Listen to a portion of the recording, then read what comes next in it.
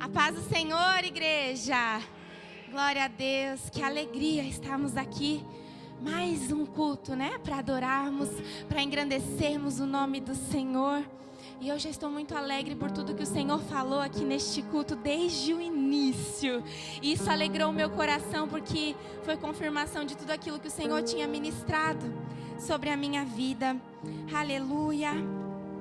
Eu gostaria nesse momento que você abrisse a Bíblia em Êxodo capítulo 32. Nós vamos lendo alguns versículos, tá? Aleluia. E orando ao Senhor, perguntando para Deus qual seria a palavra que o Senhor teria para essa igreja nessa noite. Porque de mim, de nós seres humanos, não sai nada. E todas as vezes que o pastor fala, a gente sente um temor, uma sensação de medo. Só que esse medo não pode nos paralisar. Porque esse sentimento de temor significa que nós compreendemos que sem Jesus nós não podemos fazer nada. Enquanto nós nos sentimos seguros de quem nós somos e do que nós podemos fazer, esse sentimento de medo, de temor não existiria dentro de nós. Mas se Ele está aqui, é porque eu sei que eu dependo do Senhor e que sem Ele nada eu posso fazer. Aleluia! E nessa noite, a palavra que o Senhor colocou em meu coração, o Senhor já confirmou desde o início do culto. É sobre a presença de Deus. E não é sobre aquela presença que nós sabemos que Deus existe, como o irmão Eduardo disse, que os olhos dele estão sobre a terra. Não é sobre a presença que a gente sabe sim que Deus está em todos os lugares, que nós sabemos que Deus se faz presente, que Deus está no meio do seu povo. É sobre a presença manifesta de Deus, é sobre a glória de Deus, é sobre a presença de Deus revelada sobre a minha e sobre a sua vida. Então eu não queria falar nessa noite da onipresença de Deus, que nós sabemos que Ele é onipresente e que Ele está no meio de nós, mas é sobre a presença manifesta de Deus. Então eu queria ler em Êxodo capítulo 32, no verso 1 diz assim: mas vendo o povo que Moisés tardava em descer do monte, ajuntou-se o povo a Arão e disseram-lhe: levanta-te, faze-nos deuses que vão adiante de nós, porque quanto a este Moisés, a este homem que nos tirou da terra do Egito, não sabemos o que lhe sucedeu. Lá no verso 7 diz assim: então disse o Senhor a Moisés: vai, desce, porque o teu povo que fizeste subir do Egito se tem corrompido. E aí eu gostaria que você abrisse lá no verso 34 do capítulo 32 ainda, diz assim: vai, pois agora, conduze este povo para onde eu te tenho dito. Eis que o meu anjo irá diante de ti. Porém, no dia da minha visitação, visitarei neles o seu pecado. E agora eu queria que você abrisse lá no capítulo 33, no verso 14, que diz assim: disse, pois, irá a minha presença contigo para te fazer descansar. Então disse-lhe: se a tua presença não for conosco, não nos faça subir daqui. Amém? Pode tomar o seu assento.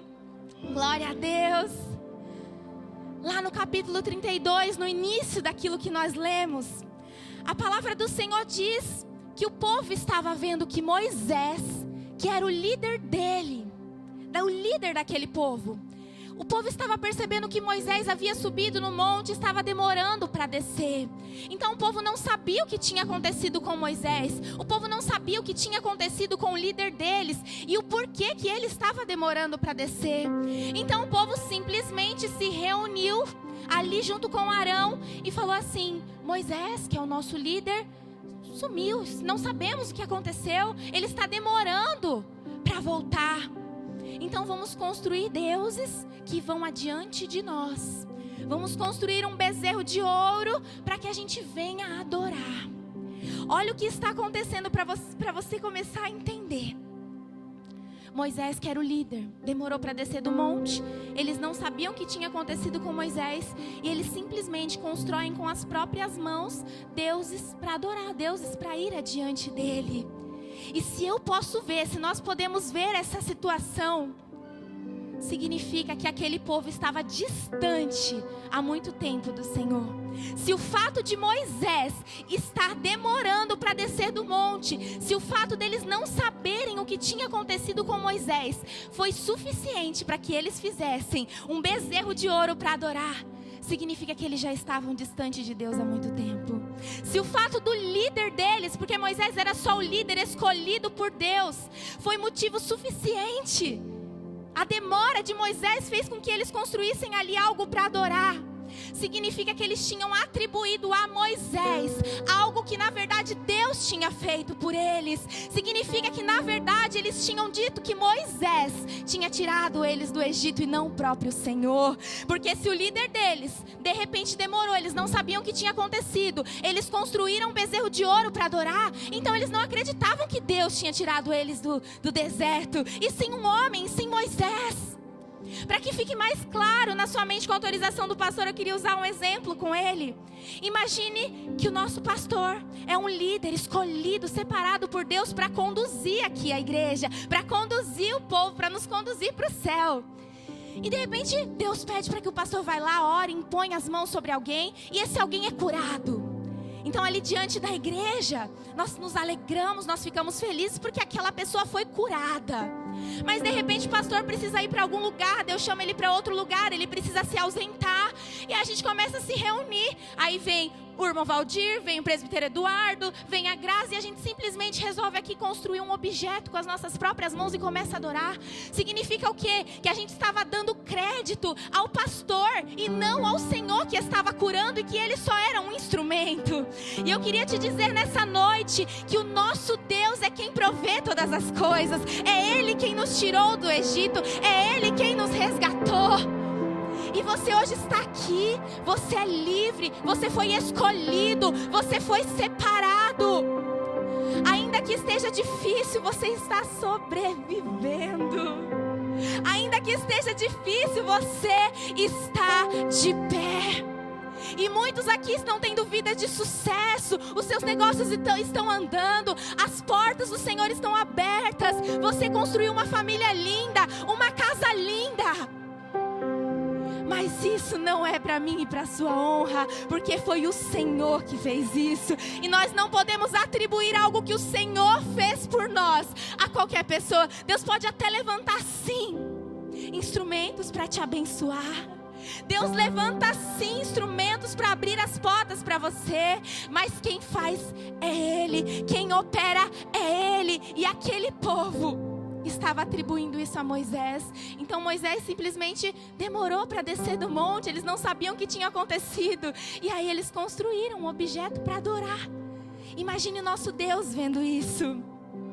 Continuando aqui na palavra, Arão pediu para que o povo arrancasse os pendentes, arrancasse as joias, os brincos, os objetos que tinham ali de ouro, para que fosse fundido, para que fosse derretido e construísse, formasse aquele bezerro de ouro.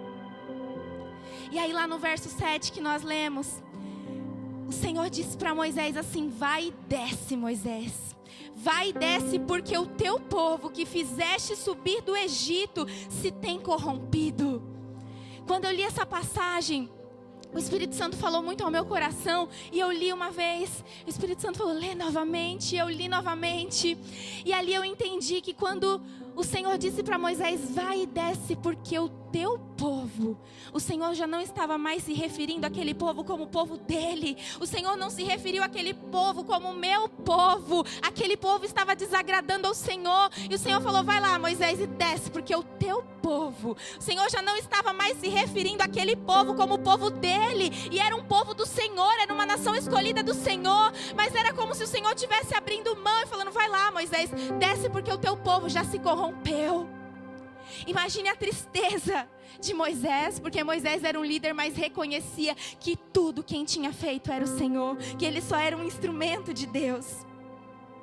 Aleluia.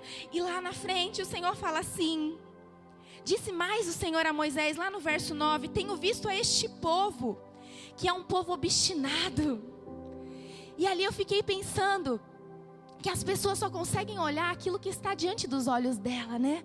Talvez as pessoas só conseguiriam enxergar aquele pecado que era externo, aquele pecado que todo mundo conseguia ver, aquele pecado que estava aos olhos de todo mundo. Imagina um povo, uma nação adorando um objeto, mas Deus estava olhando o coração, porque Deus estava dizendo: ei, aquele povo é obstinado. Em outra tradução diz duro cerviz, ou seja, Deus, além de olhar aquele pecado que todo mundo estava vendo, Deus estava já olhando o coração, já sabia que aquele povo estava com o coração corrompido, que era um povo de coração duro.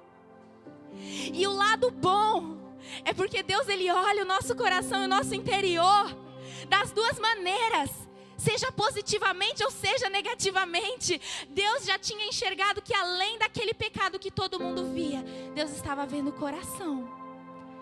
Mas Deus também vê o seu coração justo. Deus também enxerga aquilo que ninguém enxerga. Aquilo que às vezes você está vendo, que você está fazendo, que você tem feito para Deus. E às vezes ninguém enxerga. Mas o Senhor, Ele enxerga o coração. O coração do Senhor está atento. Então nessa noite eu declaro sobre a sua vida um coração de carne. Ou assim como disse lá em Ezequiel, que o Senhor queria um coração de carne, daria um coração novo para aquele povo. Porque um coração de carne é um coração onde o Espírito Santo pode habitar. É um coração onde o Senhor pode trabalhar. O Senhor não trabalha, não habita em corações duros, obstinados. O Senhor quer trabalhar no seu coração. Aleluia, aleluia.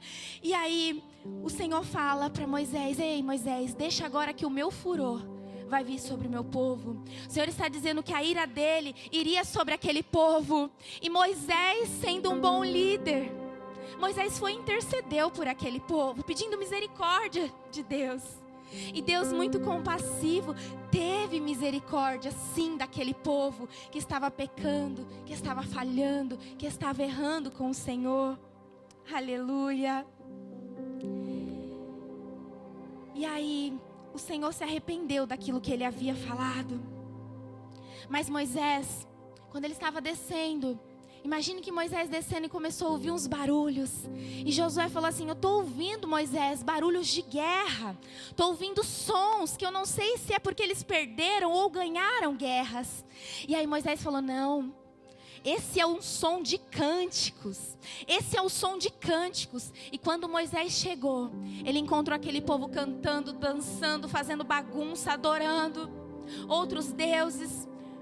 E aí Moisés ficou muito irado. E Moisés foi, quebrou aquelas tábuas que representavam a lei do Senhor, que representavam o conserto do Senhor. Imagina, Deus tinha acabado de selar uma aliança linda com aquele povo. E aquele povo foi e pecou.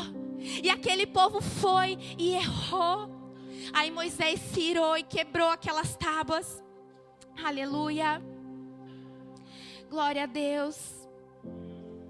E aí lá no capítulo 32, no verso 34, depois de tudo isso que tinha acontecido, que Moisés se indignou quando viu o povo naquela situação, Moisés foi e começou a procurar aqueles idólatras, começou a procurar quem eram aquelas pessoas que estavam adorando outros deuses.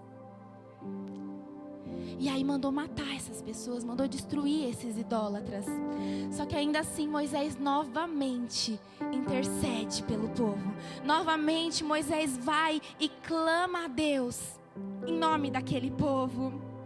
E aí o Senhor falou assim: vai pois agora, conduze este povo para onde te tenho dito, e eis que o meu anjo irá adiante de ti. Aleluia.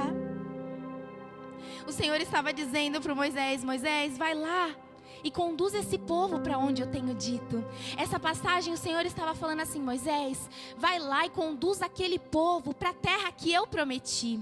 Vai lá e conduz aquele povo para a terra que mana leite e mel. Vai lá e conduz aquele povo para a terra que eu prometi que daria àquele povo, a terra da vitória. Vai lá, Moisés, e conduz aquele povo. E eu ainda vou mandar um anjo junto com você para guiar, para conduzir. Nosso Deus é tão fiel, tão misericordioso, que ainda aquele povo errando, falhando, Moisés foi e intercedeu, e Deus falou, vai lá e conduz aquele povo. O Senhor estava dizendo, mesmo eles errando, eu vou dar a vitória para eles. Só que aí eu continuando a ler, o Senhor ministrou sobre mim 3 pessoas, 3 tipos de pessoas, 3 vertentes. A primeira vertente é aquelas que se alegrariam com a vitória que Deus deu. As pessoas ficariam muito felizes porque Deus deu a terra que prometeu, Deus cumpriu a promessa, Deus deu a terra que manaria leite e mel. E tem a segunda vertente, que seria pessoas que se alegrariam com a vitória e também se alegrariam com o anjo. Quem que não ia ficar feliz que Deus estava mandando um ser celestial para acompanhar aquele povo e daria a vitória àquele povo? Só que se Deus estava mandando um anjo, lá no verso 33, no capítulo 33, no verso 3 diz: enviarei um anjo adiante de ti, para aquela terra que mana leite e mel, porque eu não subirei no meio de ti. Deus estava dando a vitória. Deus estava conduzindo aquele povo para a vitória. Deus estava mandando um anjo, mas Ele estava falando, eu não vou no meio de ti. E aí eu te pergunto nessa noite, adianta ter vitória? Adianta possuir bens? Adianta ter tudo se não tiver a presença? Não adianta eu e você sermos possuidores de todas as coisas que essa terra nos dá, de todas as coisas boas que essa terra nos dá. Não adianta vivermos a vitória de Deus em bens materiais, em emprego, em porta aberta, em casamento, em família, se a presença de Deus não estiver comigo e com você. Que graça teria desfrutar de toda a bondade de Deus se Ele não estivesse comigo e com você? Não adianta eu e você termos tudo se não tivermos a presença. Não adianta você conquistar todos os seus sonhos se você não tiver a presença. Não adianta ter riqueza, ter bens materiais, se a presença não te acompanhar. A primeira vertente daquele povo dizia o quê? Que eles estavam alegres porque Deus estaria dando a vitória, porque eles teriam a terra que mana leite e mel, porque eles teriam a terra dos bons frutos. Mesmo errando, Deus dava a vitória. E Deus ainda de quebra mandou um anjo, que era um ser celestial. Então talvez o anjo já nos deixaria satisfeito. Ei, queira mais do Senhor. Um anjo não é o Senhor, um anjo não é a presença do Senhor. Ter um anjo é muito bom, mas ter a presença de Deus não se compara a nada. Não adianta possuirmos tudo que desejamos. Não adianta você conquistar tudo aquilo que você sonhou, se a presença de Deus não estiver com você. E a terceira vertente é aquele que se alegra com a vitória. Se alegra que Deus vai mandar um anjo, mas que não vai sem a presença, mas que não se desloca sem a presença, mas que não trabalha sem a presença, que não cultua sem a presença, que não prega sem a presença, que não trabalha sem a presença. Sem a presença nós não somos nada. Sem a presença nós não somos nada. É melhor estar no deserto com Deus do que estar no palácio sem Deus. Porque a falta da presença de Deus, as pessoas que não têm a presença, pode ter tudo, mas não tem paz interior, não tem alegria na alma, não consegue descansar em paz. Lá no Salmo 16, no verso 11, diz que na presença do Senhor há abundância de alegria. Na presença do Senhor a alegria é abundante, a alegria é transbordante. Você pode ter tudo, mas se você não tiver a presença, sem ter todas as coisas, nós podemos até não ter nada. Nós podemos às vezes até passar uns perrengues, passar umas dificuldades, mas se você tem a presença, você dobra o seu joelho e o Senhor se manifesta. Você dobra o seu joelho e o Senhor responde suas orações. Você pode até estar enfrentando dificuldades financeiras, mas a presença do Senhor te põe de pé para adorar. A presença do Senhor produz vida em você, e vida em abundância. Você não precisa ter tudo, você não precisa ter ouro, prata, você não precisa ter muitas coisas, não. Porque se você tiver a presença, você tem força para conquistar todas as outras coisas. Se você tiver a presença, Deus te dá criatividade para do nada sair uma fonte de renda para você. Porque esse é o nosso Deus. Esse é o nosso Deus. E tem pessoas que estão aí se acostumando a andar sem a presença. Tem pessoas às vezes que até não faz por mal, mas que esquece de chamar a presença de Deus para todas as coisas. Às vezes você nem faz por mal, mas a sua vida é tão corrida, são tantas coisas, que você esquece de convocar, de chamar, de pedir pela presença de Deus em tudo que você faz na sua vida. Às vezes você tem sim um bom casamento, tem uma boa família, e tem achado que é você que tem sustentado, que é uma boa esposa, que é um bom esposo, que é o provedor do lar. Meu filho, não é você que sustenta, é o próprio Deus. Não confie em si mesmo. Um lar de paz é um lar a qual o Senhor é o centro. Um lar de paz é o qual o Senhor está no centro da vontade. Não ache que porque você tem um trabalho bom, foi o seu chefe que viu graça em você e te promoveu. Não, ele foi um instrumento para que você crescesse naquele lugar. A honra é do Senhor, a glória é do Senhor. E está faltando no meio do nosso povo começar a chamar mais a presença. Senhor, eu estou indo para aquele lugar, mas eu não quero ir se a tua presença não for comigo. Senhor, eu estou indo trabalhar, mas que a tua presença fique comigo durante o dia inteiro. Pai, eu estou aqui com o meu casamento bem feliz, mas eu sei que ele só vai permanecer assim se a tua presença estiver no meio. Tem pais esquecendo de chamar a presença para a educação dos teus filhos. Tem achado que são bons demais como pai e mãe. Tem boas orientações familiares. Estão esquecendo de chamar a presença de Deus. Deus, me ajuda a educar essas crianças. Deus, me ajuda a ensinar os meus filhos. Deus, me ajuda com a palavra de Deus sobre a minha casa, sobre a minha família. Não é assim? Nós nos esquecemos disso.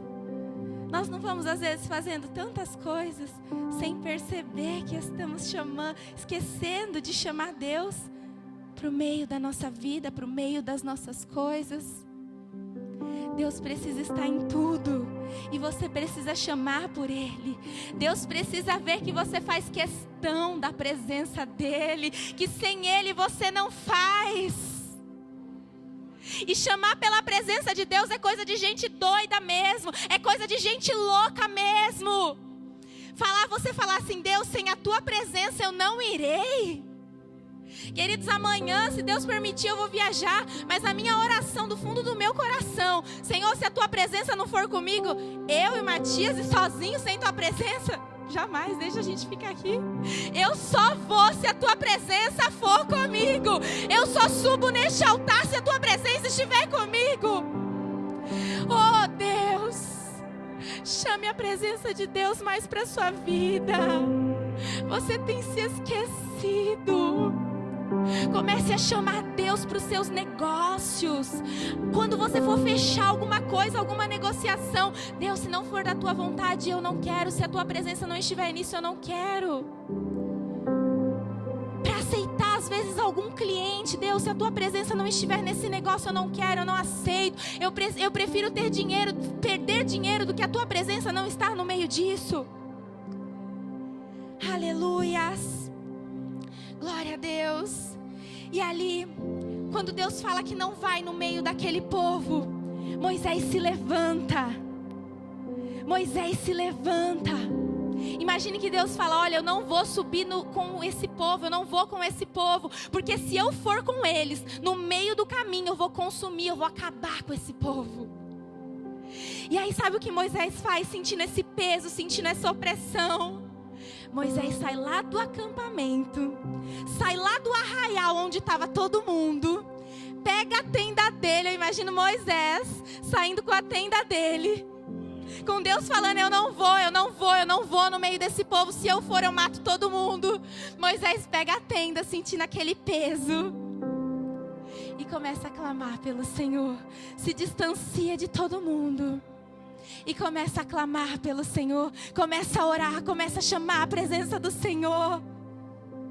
Será que você tem se colocado como Moisés?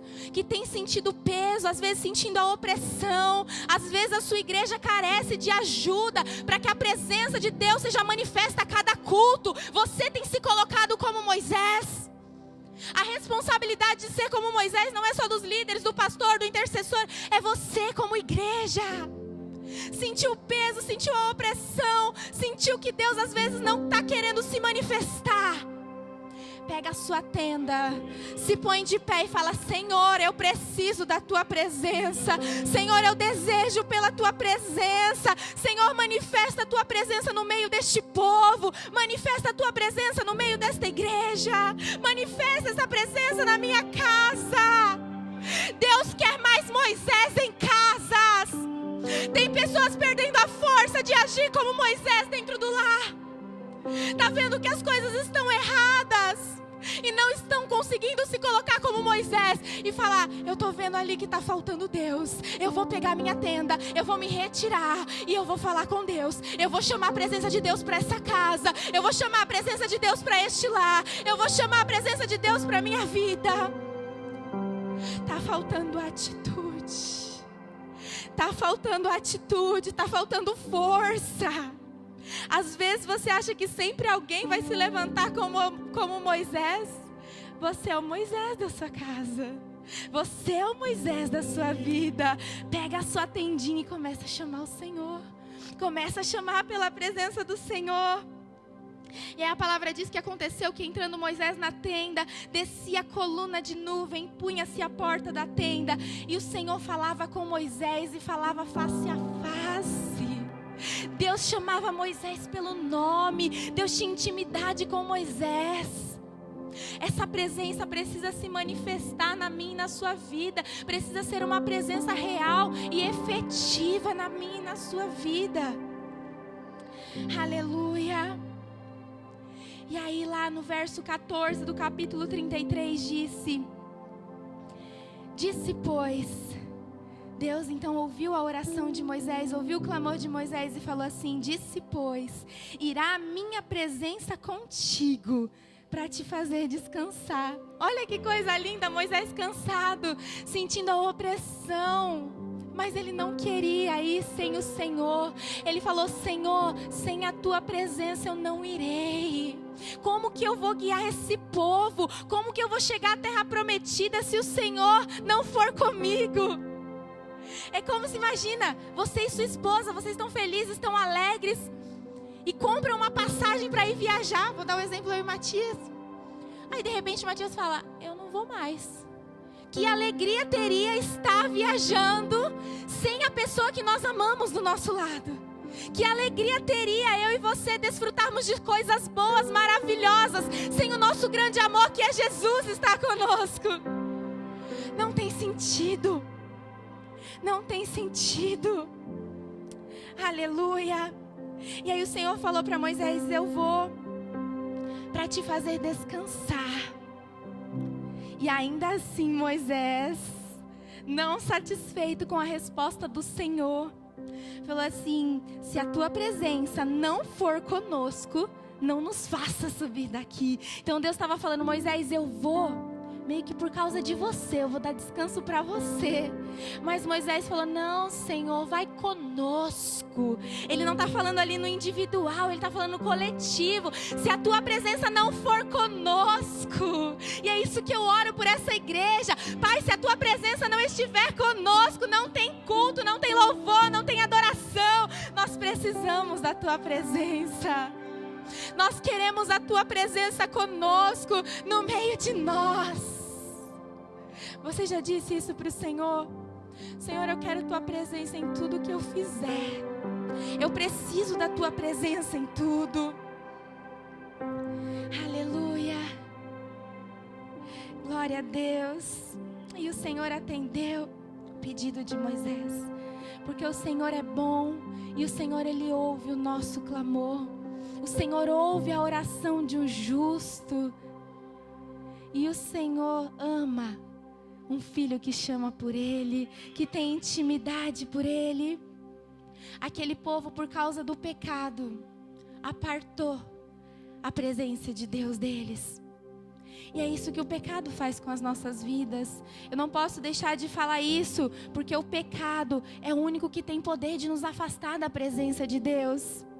A presença de Deus na palavra, ela foi manifestada de várias formas, como nuvem, através da sarça ardente. Deus se manifestou de tantas maneiras. E aí depois Ele veio e enviou seu Filho Jesus Cristo. E através dele nós temos livre acesso à presença de Deus. Quando fala que nós temos livre acesso, é que você tem conexão direta com Jesus. Você tem comunicação direta com Deus. A presença de Deus foi manifestada da forma mais linda na história, através de Jesus Cristo. E Ele vive, e Ele reina, e Ele está dentro de mim e de você. Esse acesso é livre. Não tem que pedir permissão para ninguém, é só você orar e clamar, e Ele se manifesta, e Ele manifesta a presença dEle. Comece a declarar: Senhor, sem a Tua presença eu não vou. Senhor, sem a Tua presença eu não quero ir. Senhor, eu não quero fazer nada sem a Tua presença. A presença é o que mais nós precisamos aqui no meio do povo de Deus. Eu queria nesse momento, você que quer sentir mais a presença de Deus, você que talvez tenha tido um pouco de dificuldade de sentir a presença de Deus, você que talvez está se sentindo ali bloqueado para sentir a presença de Deus, mas no fundo do coração você tem esse desejo, você quer sentir essa presença manifesta dentro de você, essa presença que gera vida em você e é vida em abundância, essa presença que gera alegria, assim como disse no Salmo, alegria com abundância. Eu queria dizer para você nessa noite que sem Jesus, querido, você não pode fazer nada. Se você acha que você consegue fazer alguma coisa sem Jesus, você não pode. Sem Jesus, nada nós podemos fazer. Nós até conseguimos ali uma coisinha ou outra, algum bem material, mas nós somos como galhos secos. A nossa alma sem Jesus fica vazia. A gente deita no travesseiro e não encontra sentido, porque Jesus, Ele é a própria vida dentro de nós. Pensando nesse versículo, coloca para mim João capítulo 15, no verso 5. Aleluia. Que Jesus diz assim: eu sou a videira, e vós as varas. Quem está em mim e eu nele, este dá muito fruto. Por quê? Porque sem mim nada podeis fazer. Jesus aqui, Ele está se comparando como uma videira. O que é uma videira? Aquela árvore, aquela planta que também é chamada de vinha, que dá as frutas, que dá as uvas. E Jesus está falando que sem Ele, nós somos o quê? Como varas, como ramos que são cortados. Ramos que são cortados lá naquela antiga Palestina. As videiras, os ramos dela eram cortadas para que aí gerasse frutos, para que aí produzisse frutos de boa qualidade. Mas quando podavam esses ramos, eles perdiam a sua serventia. Era como se alguém fosse lá e cortasse um ramo da árvore, ela ficasse lá no chão, sem vida. Um ramo sem a videira é um ramo morto, um ramo sem valor, um ramo sem vida, um ramo inútil. Porque nele mesmo não tem vida própria. Quando ele é cortado, ele não tem vínculo com nada, ele não tem vida sozinha. Por isso que Jesus está falando: eu sou a videira e vocês os ramos, e sem mim nada você pode fazer. Um ramo cortado no chão, ele não tem vida, ele não produz vida em si mesmo. E Jesus está dizendo isso para você, que Ele é a videira. E quando você está nele e Ele em você, quando esse amor é grande, quando essa presença é grande, você produz bons frutos, você tem vida. Se lembre que sem Jesus você não pode fazer nada. Quando você quiser começar a andar aí saidinho por aí, você fala: ei, sem Jesus eu só sou um ramo que foi podado, que foi cortado e não tem vida nele mesmo, se ele não estiver na videira, se ele não estiver em Jesus. Vem aqui na frente em nome de Jesus, você que quer receber uma oração, você que quer sentir mais a presença de Deus na sua vida, você que precisa mais dessa coragem, dessa ousadia, para dizer: Senhor, se o Senhor não estiver comigo, eu não vou. Senhor, sem a Tua presença eu não irei. Senhor, sem a Tua presença, Pai, eu não vou para lugar algum. Vem aqui na frente, você que quer receber essa oração, você que quer sentir mais a presença de Deus na sua vida, você que quer ter sua vida transformada, mudada. Não tenha medo, não tenha medo. Aleluias, aleluias, glória a Deus, aleluia. Você que quer sentir essa presença, você que está se sentindo como esse ramo, caído, sem valor, sem força, é porque está faltando um pouquinho de vida em você. E Ele é a vida, Jesus é a vida, Jesus vai dar a alegria que você precisa, porque na presença dEle tem alegria, alegria em abundância.